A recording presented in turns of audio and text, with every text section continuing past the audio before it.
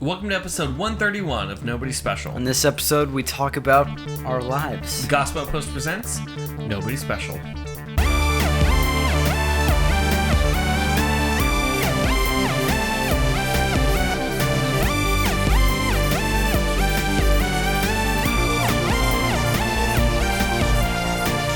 Hey everyone, welcome to Nobody Special, two Nobodies talking about the somebody who matters. I'm Danny, the host and life coach of Nobody Special. And I'm Caleb, you're the host of Nobody Special. This is a podcast where two generations of people talk about God, pop culture, politics, and everything in between, all while not taking any of it too seriously. And today we're not really going to talk about any of that stuff. Seriously. I did want to say one thing. I want to say one thing, and because it needs to be said. The only thing crazier than Carol Baskin's appearing on Dancing with the Stars is the fact that Carol Baxton. Pronounce her name right. Carol Baskin's ex-husband, former husband, dead husband, his family took out ad space on Dancing with the Stars to find and basically accuse Carol Baskin of murder. What? To find, yeah. Okay. Yeah. Wow. 2020 turning up That's all... big. 2020, yeah, they took an ad space. Hi, we're trying to find this person. Carol Baskin's probably killed him. And I'm like, that's Dang. awesome. The fact that the studio was like, yeah, that check clears. That's fine. Oh, they know Totally to bring in some money. Right. So the ads are now bringing in things for the show, not the other way around. Yeah. 2020's weird, Yeah. man. 2020 coming up all kinds of weird. So I really wanted to talk about that. Also, I had a failed kind of a segment I wanted to do where we talk about sports. Yeah, sports ball. So sports update of the week. Sports. Yes. You know, y'all didn't watch the baseball? The game. Crazy game, right? Sports. Man, what a Sunday night. Hey, sports. Sports. We're men, right? Yeah. Sports. Anyway, so we'll be checking with sports every now and then, and I feel like that's appropriate. We should. I'm probably going to stay up late one night working on a sports intro. Sports. So, And so dumb. That's so dumb. It's your fault. You taught me After Effects. It's all your fault. So, Caleb, what I was thinking here's what we're doing today. So something I've been kind of feeling just overall is that between COVID, upcoming election, everything, everybody's been going a little bit hot, a little bit stressed, and nothing new is actually happening. Right. At all. It's all just the same stuff on a different day. Yep. And everybody is stressed. And I've talked about, I don't know if I've talked about it on this podcast in this manner, but I've actually been calling it the great culling of Christianity of 2020. Of this is the point of us kind of figuring out what's important to our faith because it's all being challenged. And is it important to like go to church? Is it important to be a part of community? All these things that even our podcast has talked about. These are things I think everybody as a whole is struggling through of how do we do this and what is actually important. And to be honest, there's not a lot going on. So I think it's just important to every now and then just get a group of people together and just check in. Yeah. And just talk about things that are going on, things that are going great, things that aren't going great, and just be honest and open about it because that's what's important. It makes for a terrible podcast. Yeah. But I don't think I'm the only person feeling it, and I don't think I'm the only person going through that. I think everybody is going through that, but also we are also not kind of immune to it. Yeah. So we're going to have a short episode today because Caleb and I are just going to talk. Yeah. And we're not taping it because it's ours. No, Yeah. we're having Think our about own this special as you checking in on us. You know, seeing how we're doing. How are we doing? Yeah. How are we doing? Caleb. Not great. What's...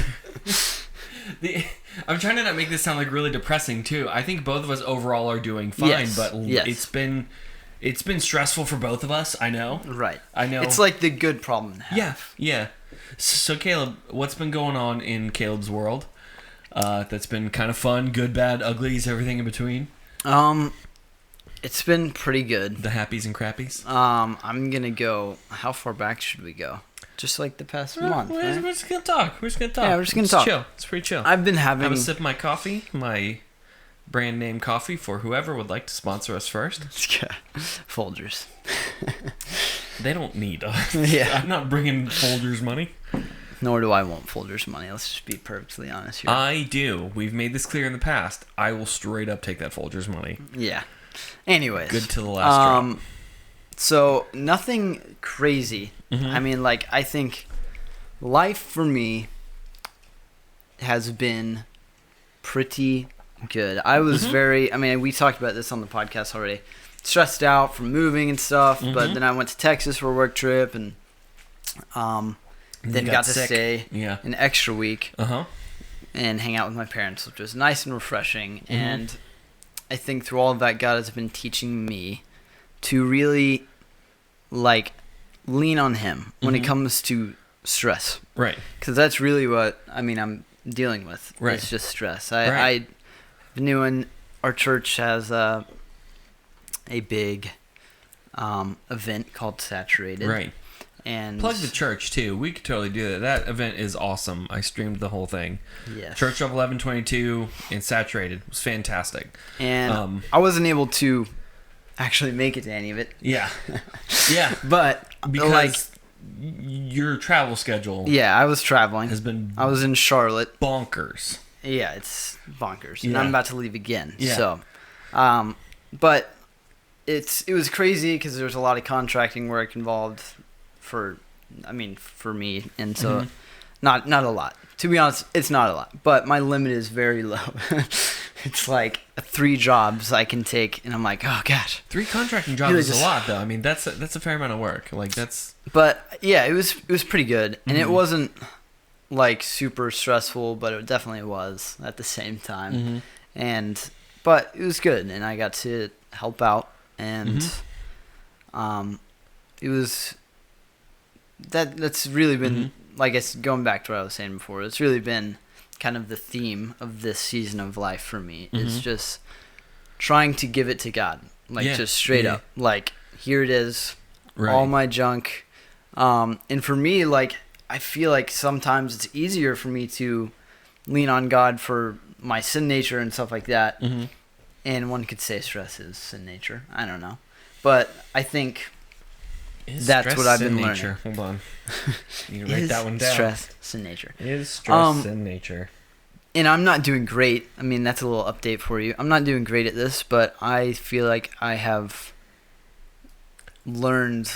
I've done better than in the past. Let's just put it that way. Yeah. So that's. I mean, if there's any encouragement I can give as someone who's a little bit further down the road, to be honest, I've watched your ability to handle things grow more than you think they're able to grow, which is kind of a cool concept.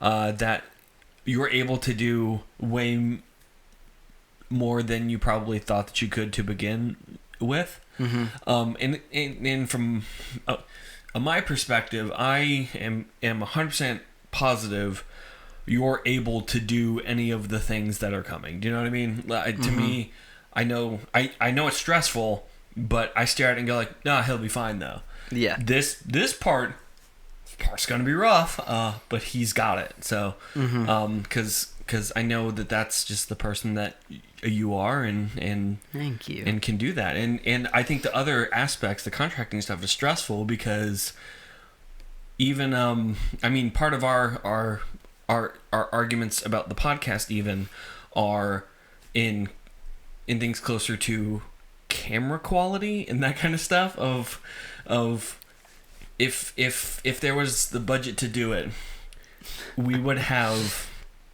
I think it's like $20,000 in gear to tape a 2-person conversational podcast. Mm-hmm. We would have more equipment than Joe Rogan does. Do you know what I mean? It would be... It's not about the gear. Mm-hmm. It's just my nature. I want things to look good. Yeah. And sometimes you need expensive stuff to do that, but... Right, but that's kind of the thing I'm saying is you pour in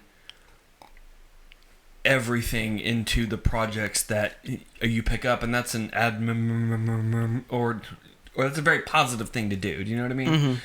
So I appreciate that as much as the tension it causes and stress it causes. I actually do appreciate it. Yeah. Even if I have to push back and say, no, I'm not drilling into my walls to put... just wait, speakers or something. I don't know. I think a fan in here first because it's 8,000 degrees in this room.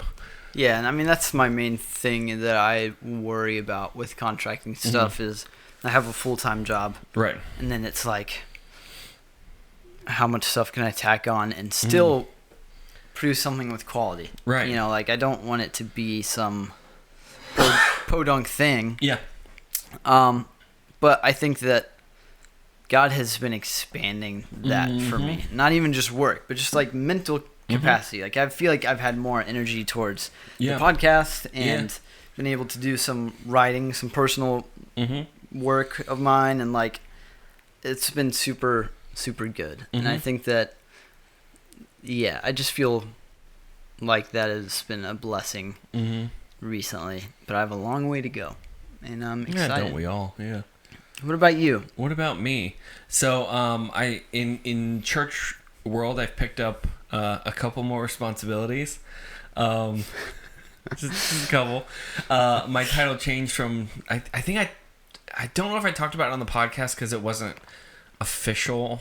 The timeline's fuzzy. We'll say that. So I have a staff now. I have a staff of 1 and a dude is straight up killing it. He's straight up crushing it. It's awesome. But this is the first time I've ever kind of actually had a staff. Right. Person to be a boss over. Yeah. Well, yeah. And it's weird because I'm trying to like not do things bosses don't need to do, as in, oh, well, if I were doing it, I would do it this way. Because we know what that is. I mean, if they're asking to have input, sometimes you actually don't give it because they're capable to actually go get it, and it's really cool. But the guy's straight up crushing it. He's doing a great job. Yeah. It's just different on my end for like having a staff. I'm like, oh yeah, I have a staff now. And a few other ministry areas, I'm producing 2 devotional series for church. Actually, I finished 1. I made all the graphics on that, and I didn't know that. I didn't know that. That's cool. Yeah, the Colossians thing. Oh, that's right. I did know. And and I'm doing another for Joshua. And I changed the content on our Connect groups and working on the Connect group meetings because I at a point was children's ministry director, and now I'm director of discipleship and ministry development, which, to be fair, is a glossed up title a little bit, but it's whatever. Title's not important, but I'm working with the ministries to get them all to take their next step and do deeper, greater things and expand out. Yeah. Now through that, there comes an amount of balancing and stress through that. Yes. But it's really hard to explain to people. It's like it's good stress. I'm not unhappy. I'm stressed, but it's good stress, so I'm happy to do it. Do you know what I mean? So, right. It's stuff I enjoy doing. I'm actually excited to do it, and there's a lot of it. And so figuring out the way to do that, the way to find a team and empower them to do the work, it's kind of fun. I mean, I'm in a new phase as far as pastoral and ministry goes. I'm not... my previous strategy is I was a rogue pastor. I mean, I did Bible studies, but I did them as I saw fit. Right. So that thing that you kind of go through Judges, and then it says like everyone did as they saw fit, and it sounds kind of fun at first, and then it's like, oh no, that's a really bad thing. Like that's like, oh yeah, that's not good. So now I'm on a team and working through team dynamics and that kind of stuff, and it's awesome, and it does have a certain amount of stress to it, but I'm happy to do it. Right. And then other things, I'm still on the podcast, still planning Gospel Outpost. I have a permanent guest spot on Andrew's student gospel outreach thing to give him articles, that kind of stuff. I have like 6 book ideas that I need to work through, and just trying to find time to get it all done. So, and I have my content creators for Gospel Outpost, and we had a meeting, by the way. It's legit. We had a it's meeting. legit now. We had a meeting, and that was like the most mature thing I've ever done, is scheduled a meeting. Yeah. And did a meeting, So, but no, it's been good. It's been a lot, but it's been good, and I don't know. I'm in a healthy place, and for the first time, I'm not trying to actively sabotage it, which is also kind of fun. Right. So. So yeah. So Danny's doing everything, everything under the sun. I'm doing no, because actually I'm at this. So growing up, just a brief history as I see it. Mm-hmm. Out of high school, 20s, you kind of got to do a lot of different things because that makes you hireable, is being able to go for all kinds of skills, because if it's based on experience, you don't have enough. But if it's based on experience in 12 different areas, get a little bit of that and then grow in those, and that's fine. But after time, you kind of narrow down the focus a bit. I mean, I'm not going to go back and apply to a movie theater probably, because my focus has narrowed. Now, granted, I worked in a movie theater. I can do the poop out of the concession stand. And really enjoyed it in a sick way. I enjoyed the concession stand at a movie theater. It was a lot of fun, but I'm not going back there. So at this point, I'm doing a ton of the thing I'm very focused on, but I'm doing a lot of it. Right. So that's a good way to put it. Yeah. I feel like yeah, that's a very good way to put it. Yeah. Narrowing your focus. Yeah. And I think that's true for a lot of things. I'm doing a lot of a narrowed focus. Yeah. While still cross-training in some other areas. Yeah. Yeah. You dabble in some... I'm trying to think of something dumb, but... I signed up for the Adobe conference. Ah, there you go. Mm-hmm. That's true, yeah. You have been getting really sharp in your Adobe skills. Sharper. Sharp. Not sharp. Not sharp. Sharp. Not sharp. I'm going to give you more credit. We're not there yet. So, sometimes I feel as if it's that episode of Parks and Rec that they're saying, do a rebrand, and they're like, all we mean is change the font. And I'm like, yeah, that's art. I'm down with that. So, What do you think God has been kind of teaching you in this recent stage of your life? Gosh, I mean, that's kind of the thing I brought up at the beginning of just, I mean, quarantine, things closed down, everything changing.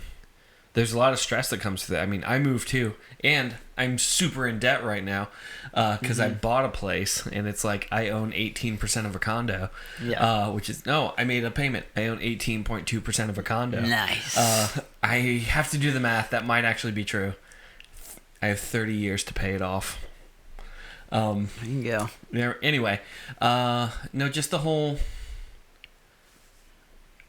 To me, I'll be honest. The two hardest things are, where do I go when I'm stressed,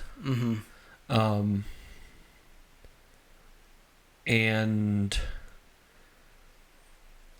learning how to be an indoor dog again.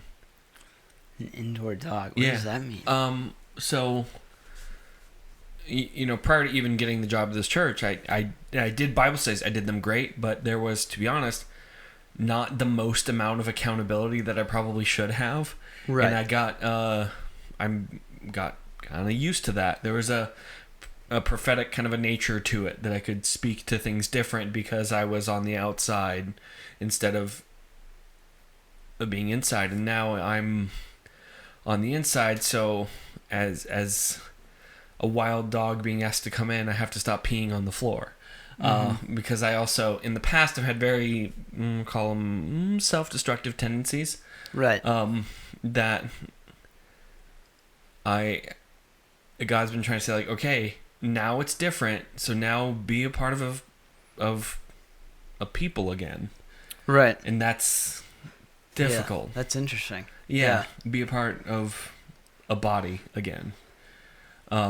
Which is hard, but I'm very thankful. I mean, very thankful to the place I'm at, and I'm not trying to spit on the past or anything. It was actually got me to the place I'm at, but one of the bigger things is being okay, being bold again. Yeah. 'Cause like I have to. Do you know what I mean? It's like I can't not be bold at this point, or I'm not doing my job. So figuring that out, to be bold in Christ instead of just being brash and abrasive, I have to be bold in Christ. And there's a huge difference between those. That's a really good idea. We're writing that one down as well, people. Yeah, that's actually, that's good. I think that, I mean, I haven't even thought about that. I mean, I know we've talked a lot personally about stuff like that, but I like that analogy of like becoming an indoor dog. Right. I have to be an indoor dog again. What are like the growing pains of that? I mean, I haven't experienced that really. Like, what is the hardest thing about, being joining a community? Yeah. Being on a team, being in a community. So like, and this is going to be the same reason why it's going to be difficult for me to get married at this point, because like I have habits and I don't have to change them. To be honest, I don't have to change them. Right. Because I live alone, I don't have to make my bed. I'm not mad at me for not doing it. Spoiler alert. I don't make my truthful. bed either. Yeah, so. because who's going to complain? I know who's not going to complain. Me. Yeah. I'm not going to do it. Like, so if I get married, though, that's going to be a thing I'm going to have to start doing is like, oh yeah, I have to care about other people. Yeah. And I do care about people. That I'm not trying to come off as heartless or anything, but taking time to think, okay, I need to communicate a thing in a manner that they're going to understand what it is I'm communicating, and there's an emotional aspect of communication that even in being bold, that you still need to think about of, all right, in what way am I going to come off if I just bull in a china shop this? Right. And then being able to bring a team through it also, and care about the team in order that at the end everyone's made it through. Yeah. That's a good. Yeah. I mean, I think guess that some people call like pastoral ministry 101 or something. Like, oh, good, you're figuring it out. I mean, after I think a decade. That's interesting because it's like leadership. For some reason, the first thing that comes to my mind is like superheroes. And like how you have the vigilante who's out on his own. Right. I think of specifically what I'm thinking of is like Daredevil, and then joining their like team and him having to kind of lead that and that's a good way to put it. It's like I think that is hard. I mean, that has to be hard, right? Especially knowing your personality and wanting to just get things done, which is a good thing. Like, and wanting to get them done fast. So, like, that's got to be interesting. Yeah. Yeah. Yeah. So, what's been God kind of teaching you through all this?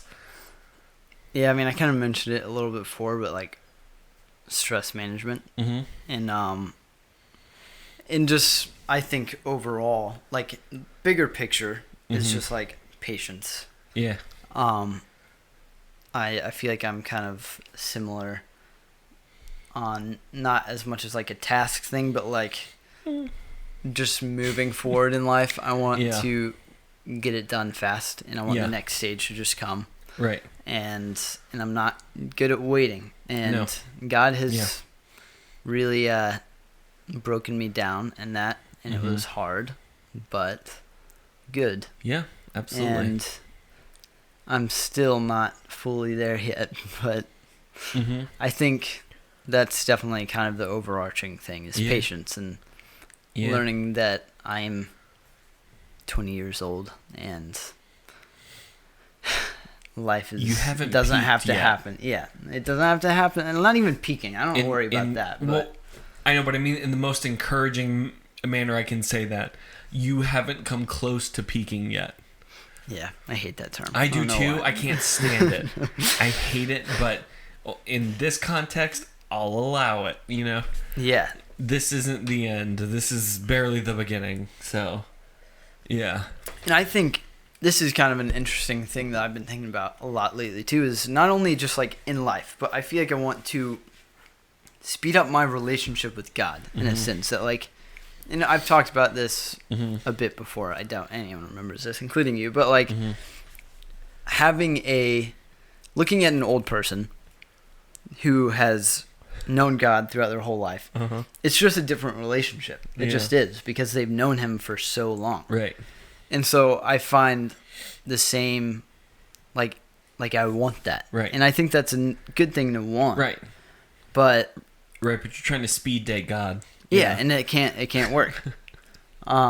Because just like any other relationship, I mean, it's the same thing with God. You have to put the time in and grow slowly but surely. And so I think that's another thing God's been showing me, is that, like, you're not just going to be super sanctified or have a great relationship with me all of a sudden. Yeah. I think that there are moments, you know, highs that we go to in our life where we get a taste of that for sure. But just kind of thinking about that has been interesting. You know, most of the people I've talked to, just, I mean, all throughout COVID and everything else, is that there's been this spiritual kind of a funk of just, it's as if a spiritual thing came and farted and it just sat there. Do you know what I mean? It's just, it's a funk. It's gross. It's just there. And I think a lot of people are going through that and just scared to say they're going through that, or scared to go, like, if I try and communicate that, someone's gonna call me crazy because I'm gonna have to say I'm going through a spiritual fart. Right. Name of the episode: Spiritual Farts. Got it. But at the same time, most of the people I'm talking to are going through that in a manner of, it comes off that God is far off, that there is no hope, that everything is, it's a battle between each other, and yet I, in a weird way, view this as an opportunity to figure out what it is that the church thrives on. And in a personal kind of a sense, what it is that drives me. Because if I try and do it in anything else, if I try and put it in am I thriving off conflict? And to be honest, there was a time I definitely did that. Because, and I mean this in all sincerity, conflict is very fun. It's incredibly fun, and that's why we keep getting into it. But a person can't keep going off conflict. Or if I'm trying to thrive off of just trying to feel good, well, that can't, I can get that a moment, but I can't go beyond that. And so I think in all of this, the church is figuring out, do we thrive on Christ and the understanding that what Christ conquered can't be taken, or do we put our trust and all the hope in anything else? Right. And even on a microcosm of, do I actually trust that God does have a plan, even though I'm in my 20s, to take me to a new place at a time that is appropriate to him, or do I just need it now? And I think that's the same thing, and I'm not picking on, well, I'm picking on you a little bit, unapologetically, so take that. But it's a question of, although God is far or feels far off, do I trust and hope that God is still there. Right. And I think that's the great question all of us are asking as all of us inch closer and closer to November 3rd, as all of us are maybe coming out of quarantine or battling governments in order to come out of quarantine, or pulling John MacArthur and claiming, I've never done a prison ministry, so go ahead and throw me in jail and see what happens, which, by the way, is gangster. That's straight. Yeah. Can you imagine checking in John MacArthur into prison? He'd be like, what's up, Saints? Let's go. Like that would be phenomenal. Yeah. Anyway, but I mean, all these things, I don't think 2020 is just a massive poop storm. I think it's a great opportunity to the church to actually be the church and to stand in joy that God is greater than anything the world throws at him. Yeah. So, and sometimes that's just you have to take a friend, go get ice cream, and have a conversation, and not record it. Yeah. Yeah. So that's what we're gonna do. Yep. Yeah. So. Yeah. I think that was a good update. Yeah. And I would encourage you, if you're comfortable, let us know how you're doing. Me and Danny are always here to pray for you guys and to give the best advice we can. Well, you should probably just look towards the Bible. It's going to be pretty awful advice. Yeah. But seriously, like we care about you guys. Yeah. We don't know you personally. We know some of you personally. We know some of you personally, yes. But we know Caleb's mom personally. Hi, Not Mom. my mom, because she doesn't listen to the show. This is actually true. I know this is like a bit that you think is going on. It's a bit because she's never said anything about this joke, which only makes the joke funnier every time I say it. Yep. I'm going to be in so much trouble one day. Like, yeah, just gonna finally like, listen. How many times have you made this joke? A lot. A few. But yeah, we care about you guys, and Mm-hmm. we would love to know how you're doing and how we can pray for you. And as always, if you have any questions for us, that would be great, and we would love to answer that on the podcast. Yeah, you can do that. We actually have a website that actually takes the questions at thegospelpost.com/nobodyspecial. Form at the bottom of the page. If you don't know how to fill out a form, we'll do our best, but then it just gets a lot harder. But the other manner is on Facebook and Instagram. Caleb, what are those pages? You can follow us on Nobody Special Podcast, right? Is that it? No, yes. Yes. We've said right it there. so many times, it doesn't make this... Can we make that one bigger this time? Like, make it bigger. We both forgot. Yeah, you can follow us there. I'm editing. Darn it. We do have to make it bigger. I can edit. No, I can't. That's fine. But, yeah, you can follow us there. And that's another place to ask us questions or tell us how you're doing. And we would love that. So, other than that... Yeah. Is that it? I think that's it. I think that's going to do it for us today. So, cool. I'm Danny. And I'm Caleb. And we are Nobody Special.